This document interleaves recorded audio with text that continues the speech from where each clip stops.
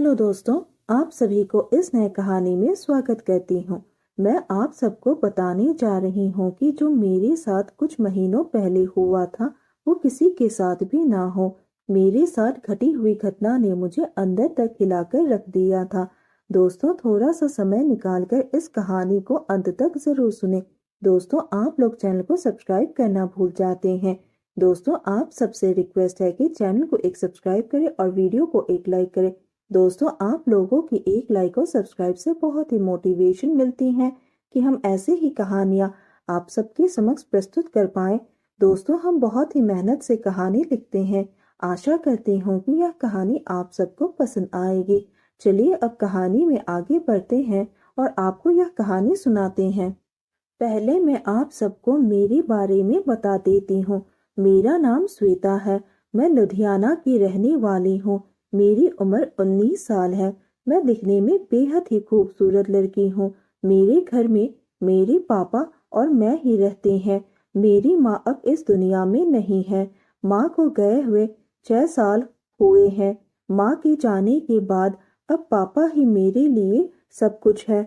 मैं अपने पापा को ही माँ और पापा सब कुछ मानती हूँ। खैर, आज से 5 महीने पहले की बात है। मेरे पापा के दोस्त अरमान सिंह हमारे घर पर आए। वो पापा के बचपन के दोस्त हैं। वो अक्सर मेरे घर पर आते जाते रहते थे। वह दिखने में तो एक फिल्म के हीरो जैसे हैं, मगर वो नजर के अच्छे नहीं थे। उनके पास पैसे की कोई कमी नहीं थी। जब भी हमारे घर पर आते थे तो बहुत बड़ी गाड़ी में आते। मेरे पापा ने मुझे बुलाया और कहने लगे कि देखो बेटा, कौन आया है। जब मैं देखने गई तो वह बैठे मेरे पापा से बात कर रहे थे। मैंने उन्हें नमस्ते किया।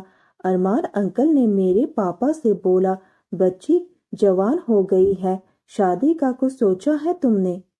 मैं यह बात सुन रही थी और मुझे शादी करनी भी नहीं थी। मुझे पढ़ना था और आगे बढ़ना था। खैर, मेरे पापा ने बोले कि कोई लड़का हो तो तुम बताओ।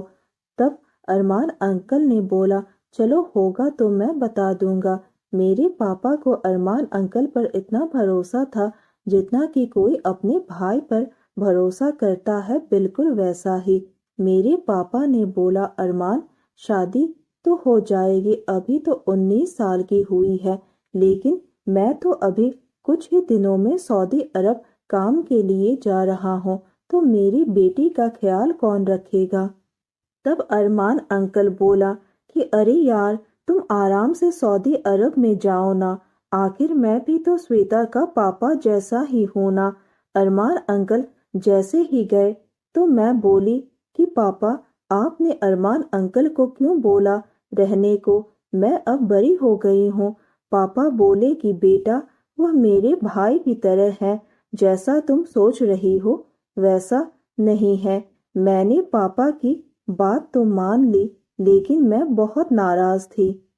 अगले दिन मेरे पापा घर से सऊदी अरब चले गए। थोड़ी देर बाद अरमान अंकल आए और मेरे सर पर हाथ रखा और कहा, कैसी हो बेटी?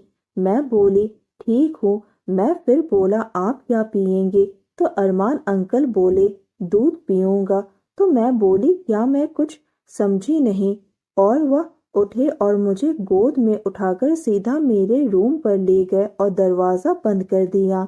उनकी हरकतें देखकर मेरा शक यकीन में बदल गया। जो बात मैंने पापा को बोले थे वो सच निकल ही गई। मैं उनके सामने बहुत रोई और कहा, प्लीज मुझे जाने दो। आखिर आप मेरे पापा जैसे हो। आपकी मैं बहुत इज्जत करती हूँ। मैंने उनसे हाथ जोड़े, प्लीज आप ऐसा मत करो। लेकिन उन्होंने मेरी एक नहीं सुनी। उन्होंने वो सब किया जो नहीं होना चाहिए था। उसके बाद वह सामने एक कुर्सी थी, वहां पर बैठ गए। मैंने कहा, आपने मेरे साथ ऐसा क्यों किया? तब उसने कहा कि तेरे पापा ने मेरे से बहुत पैसा उधार लिया था, वापस नहीं किया, तो मैंने सूद समेत अपना पैसा वापस ले लिया। मैंने सोचा कि अब तो मुझे यहाँ से भाग जाना ही पड़ेगा, यही मेरे लिए ठीक होगा।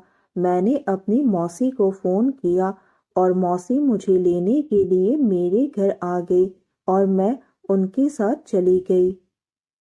एक दिन जब मैं मौसी के घर में बैठी हुई थी, तब मौसी ने पूछा, क्या हुआ श्वेता, तुम इतनी गुमसुम क्यों बैठी हो? मैंने कहा, कोई बात नहीं। तब मौसी ने कहा कि पापा की याद आ रही है। मैंने भी कहा, हाँ, मैं उन्हें बहुत मिस कर रही हूँ, लेकिन उनसे भी ज़्यादा मुझे माँ की याद आ रही है। अगर आज माँ होती तो कितना अच्छा होता। तब मौसी ने कहा, बेटा, मैं तो तेरी अपनी मौसी हूँ, तेरी माँ जैसी ही हूँ ना। एक दिन मैंने हिम्मत करके अपनी मौसी को सब कुछ बता दिया कि कैसे अरमान अंकल ने मेरे साथ वो सब किया था। मौसी मेरी बात को सुनकर एकदम से सन्न रह गई। तब मौसी ने कहा कि तुमने इस बारे में अपने पापा से बात की? मैंने कहा कि मैं यह सब बात अपने पापा को नहीं बता सकती हूँ। अगर आज माँ होती तो शायद बता भी देती, लेकिन पापा को मैं यह सब नहीं बता सकती हूँ। पापा तो अरमान अंकल को अपना भाई मानते हैं। मैंने पहले भी पापा को कहा था कि मुझे अरमान अंकल बिल्कुल पसंद नहीं है, लेकिन उन्होंने मेरी एक ना सुनी। जब पापा सऊदी अरब काम करने के लिए चले गए तो उन्होंने मेरी देखभाल करने के लिए अरमान अंकल को कहा था, और अरमान अंकल ने उस बात का फायदा उठाया और मेरी ऐसी देखभाल की कि मैं जिंदगी भर नहीं भूल पाऊंगी। तब मौसी ने कहा कि तुम इस बात की चिंता मत करो, मैं इस बारे में तुम्हारे पापा से बात करूंगी। मैंने कहा कि इसकी कोई ज़रूरत नहीं है। मैंने कहा, मौसी, मैं घर कभी वापस नहीं जाऊंगी। मौसी ने मुझे संभालते हुए कहा कि मैं हूं ना, मैं तुम्हारी अच्छी तरह से ख्याल रखूंगी। मौसी ने मुझे हौसला देते हुए कहा कि तुम्हें इस बात को भूलकर अपने जिंदगी में आगे बढ़ना पड़ेगा। दुनिया में इस तरह के लोग भरे पड़े हुए हैं, तुम्हें अपने आप को संभालते हुए जिंदगी में आगे बढ़ना पड़ेगा। धीरे धीरे मैंने भी अपने आप को संभालते हुए अपने ज़िंदगी में आगे बढ़ने लगी। मैंने अपनी ग्रेजुएशन कंप्लीट की। उसके बाद मैंने लॉ में अपना एडमिशन लिया। लॉ की पढ़ाई पूरी करने के बाद मैं एक वकील बन गई और मैंने ठान लिया कि अब मैं अरमान सिंह को उसकी किए की सज़ा दूंगी, और मैंने वैसा ही किया। अरमान सिंह को उसकी किए की सज़ा देने के बाद आज मैंने सुकून की सांस ली है। मेरे ऊपर किए गए जुल्म की सजा मैंने उसे दे दी है।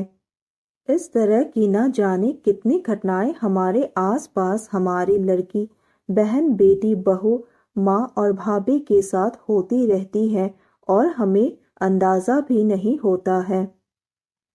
तो दोस्तों, यह कहानी सुनने के बाद आप सबकी क्या राय है हमें कमेंट करके ज़रूर बताइए, और साथ ही इस वीडियो को एक लाइक करें, चैनल को एक सब्सक्राइब करें और नोटिफिकेशन बेल को भी ज़रूर दबाएं ताकि अगली अपडेट सबसे पहले आपको मिले।